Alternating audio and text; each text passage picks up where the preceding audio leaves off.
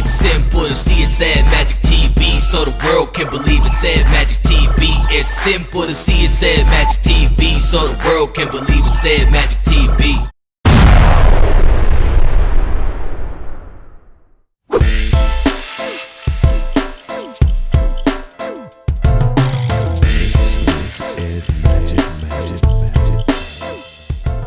Welcome back. I'm Pete Allman with Celebrity Scene News for MAGIK TV.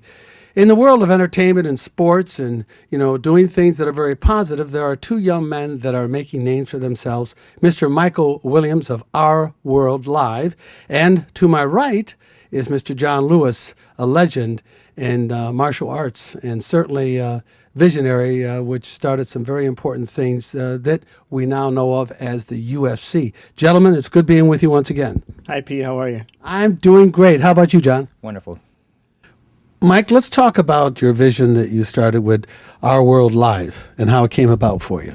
About 7 years ago, I got involved with a technology that was focused on delivering great quality of live entertainment to the internet. And the founder of the company asked me if I would be an investor. And that's how I came to the technology. Exactly what does Our World Live, what does it do? Our World Live broadcasts live shows to the internet in high definition with 5 camera angles to view from, where the consumer can swap out the camera angle and select their selected view of the show. Didn't you recently do something with Beyonce in another state other than Las Vegas where you could use this technique? Well, Beyonce, it was came about where we were asked to bring Beyonce to a state that she currently did not have routed on her tour. Prior to Beyonce, we had produced and broadcast a high-definition performance of Snoop Dogg at the Avalon on April 7th. Snoop was our first artist that truly embraced the live internet high-definition broadcasts, which we were trying to get all the celebrities to be a part of. Beyonce came about because of the relationships and different things that we were doing. We did not broadcast her show live, but we did promote and produce that show with, John Lewis did a wonderful job in producing that show and promoting that show in Minnesota. Well, John, here you are with me today, and of course I'm with you, and you're certainly a visionary in marketing and so many other things. But first of all, I want to congratulate you on staying fit and certainly this new sport, relatively new, the Ultimate Fighting Challenge, if you will, and how it's taken over the business. And let's talk about that a little bit and then how you met, how you two gentlemen met. Great. Well, the UFC definitely went to a new level now with the Fertittas and Dana White getting involved with it. That whole thing was interesting because I knew Dana White, and he approached me in the Hard Rock Hotel with the Fertittas, saying that they were interested in knowing more about the sport. At the time, Lorenzo was on the athletic commission, and his brother was handling just the casinos. So I ended up meeting with them and doing private lessons with them 3 times a week for a few years, and through that, they really they understood the sport from inside out. Lorenzo ended up eventually leaving the commission, as we all know, and purchasing the UFC. But through that whole time, I introduced them to all of my friends and Chuck Liddell's and the Tito Ortiz's, and there's a lot of history behind that story. But it's a great thing to see that it go from where it was when it was pretty much done to when they took it over and what they went through in the beginning to where it is today. Before we go to the other dimension of what we're talking about, just where is the UFC going, and is it going to be a situation where you think boxing is going to take a back seat, or will they both stay around and just keep growing? Well, boxing's not going to go anywhere. It's been around forever, and it will be around forever. I do think that it's losing the stars in comparison to the Ultimate Fighting Championship. There's a lot more stars at this point in the UFC, and they're getting more and more each day, when there's a few in boxing like Mayweather and a few guys who really are really relevant. So I say that I do think it's taken over the interest of the fans, and I do think it's going to be probably the forerunner in that market, but there's still going to always be those great guys like Mayweather. They can draw and fill seats. That's for sure, especially the last fight between Marquez and Mayweather, and he knocked him down in the second round. That was quite exciting. It was great. Mayweather's a great fighter. So how did you and Michael meet? And let's talk about your cooperation and your vision within the company on what you both do to make it so successful as it is today. Me and Michael have been friends for at least 10 years, a long time. And we've been through a lot of different things together, business-wise. I, in addition to owning a martial arts school for years and training great fighters. I have a company called John Lewis Entertainment Group that is a nightclub, nightlife-based company that's worldwide, and it does celebrity-based events all over the world. I probably do 10 to 12 events a month with that company alone. It runs itself. Me and Michael have done some great things with the Palms. I mean, I used to run weekly nights over there that were really great. We've done some great award show after parties with the RMAs and other things. And we just work together off and on. But most importantly, we've kept our friendship and our respect for each other as businessmen. And then at one point, when Michael had been telling me about this thing he's been working on for a long time, which is this whole project here that we're in now, and he told me when it's time, he'll come to me. And you know, he got it underway and he made some amazing things happen. I'll let him finish more of that stuff. But basically, when it was time, he brought me in as the VP of marketing at first. And over time, I actually became the VP of the company as well. And it's been great. But maybe Michael can elaborate more on all that.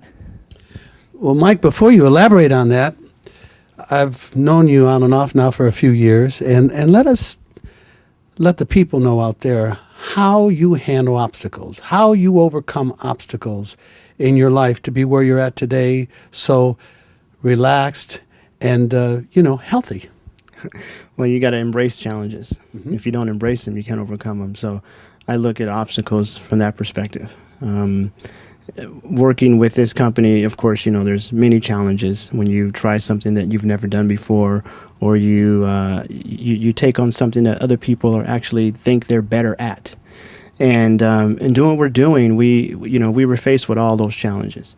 And building Arwell Live has been, every company is about its management, the people that you surround yourself with, call it the administration. In this particular company, we sought out, and I myself initially sought out to find the right people to do business with. And the foundation is based on finances and the knowledge of money and the knowledge of how to make money grow and preserve what you have. So I teamed up with Robert Kay. Robert Kay is, he owns his own broker-dealer. He is sat on the seat of the stock exchange. He's ran his own trading desk. He's done it all. He has his principal's license, equivalent to owning your own Merrill Lynch. And having a guy like that who's never sat on the board of a company outside of his own broker-dealer and or been a CFO of any company outside of his broker-dealer, saw this as one of those deals that he would step outside to do. And having him involved was the foundation. His partner, Charles Newman, has been a part of his broker-dealer since 1991. And they focus on small boutique operation that caters to very high net worth individuals. And their clients are, the royal family of Qatar and people of that caliber with real wealth. And having him involved made it easy for us to focus on what we do. Because a lot of companies, a lot of CEOs, the first barrier is finance. And they spend more time trying to raise money than actually building the business. And for that reason, most businesses fail. In our particular case, we secured that first. And from there, we started building the administration. And John Lewis was a major part of that administration. Having a guy that can come in who is a proven winner, which was first and foremost important to me. And the fact that when I started spending time with John in his world of what he was doing in terms of marketing and events, and John was completely engulfed in that. We were on planes and I'm listening to my iPod. John's listening to self-help books on how to become a better marketer. And I was like, okay, this guy's serious, And he would stop me from listening to my music and say, you need to listen to this. This guy's really good. This is really cool. So just following him and in his vision and his desire to win, whatever he chooses to do, led me to really make him a part of what I'm doing. It's important to have people like John next to you when you're building a business. From there, we went out and looked at people like Ron Weisner, who managed Michael Jackson and Madonna, Earth, Wind & Fire, and several other people of Ron's caliber that we looked at who were in the production world. And we wanted to align ourselves with talented TV film producers that were respected by the entertainment industry. Putting an artist on stage and saying everything's cool, go on stage, not many people can tell an artist that and they'll believe it. Mm-hmm. But guys like Ron Weisner and Svi Smalls from Howard Smalls Productions are guys that the industry trusts. Svi's produced the last 21 years of Grammys. And, having him involved is a blessing, and having Ron involved is a blessing. It took us like a year and a half to make that decision, because once you align yourselves, you're aligned. And the perception of that it just spreads like wildfire. So John and I went down and met with Ron a year and a half ago and looked at all the possibilities of people like him, and we're happy with the selection of Ron and Svi. We then knew that part of that administration important piece was an important PR person, somebody that was really connected, that could make things happen, and that kind of fit into our personality of who we are as people. Because your PR is they kind of regurgitate who you are as an individual and your vision and everything. And Bobby Marcus was crucial for us and a very tough choice for us to make, because there were several people that were really good, but none that fit our mold of people and who we are and what we represent, as Bobby Marcus did. And a lot of challenges associated with making that selection, and a lot of politics associated with making that choice, but it was a great choice. She has a personal touch on how she handles things. And sometimes in big corporations, when you have too many people, I won't mention them, but you get kind of lost and you're just a number. So one of the reasons you chose Bobby, I would imagine, is because she has that personal touch, that vision that adds that kind of a family touch to it. Am I correct in that, Sermaj? Am I correct in thinking in that direction? Exactly. Family touch is the best analogy. Bobby, from the beginning, it made me feel like, I won't say a son, because she's not that old and I'm not that and I'm not that young. But she made me feel like like someone very close, like family. Mm-hmm. And a lot of people use that in business to disguise their inabilities. And they want to become your friend, and they want to do more things with you as a friend than fulfilling the role in which you embrace them to do. Bobby makes you feel like a family member and exceeds your expectations. So it's really a blessing to have her involved, and she's been a godsend to our organization. We're seeking great advertisement people. We have a couple of people that work closely with us. David Ozer was at CBS for 12 years, and we brought David in. He's in New York. Mm-hmm. He's traveling. Right now he's in Vancouver, but he has been in Chicago yesterday, Vancouver today. Hopefully he'll meet us here in LA tomorrow at our offices. But the administration and our team, our attorney is Robert Now, who incorporated a little boutique company 25 years ago called Viacom. And now he represents them 25 years later. He also represents Paul Allen in his licensing agreements and 1,500 film production companies. So he was crucial. Understanding technology. He sat on the board that wrote the bill and all the writers of how to monetize and control content across various mediums, internet, cell phones, and so on. And so Robert understands it. He more than understands it. So having him involved has been a blessing as well. So that is the core of our team, which was very hard and, of course, very challenging to bring these people in. And there's a lot of people who were very talented, but we think we made the right selections. It certainly looks that way, and I feel that is so. John, here we are, your company, a new company moving forward. As so many companies do, they go public, they sell stock. I'm in myself interested. Are you going to do a stock or keep the company private in that direction? In the future, anything's possible. Right now, we're private, and we're happy that way. We're funded properly, and everything's great. It's not necessary for us right now. We're just focusing on building our strategic alliances. We've built strong alliances with Microsoft and Billboard and China Mobile and a bunch of great companies. We're focusing a lot on our distribution base, which is massive. I mean, we have a massive distribution base in 16 countries that even people who are attempting to try to do close to what we do, which nobody really can, they don't have the technology that we have, they can't even mess with the distribution anyway. So really, I think we're far ahead of everybody else.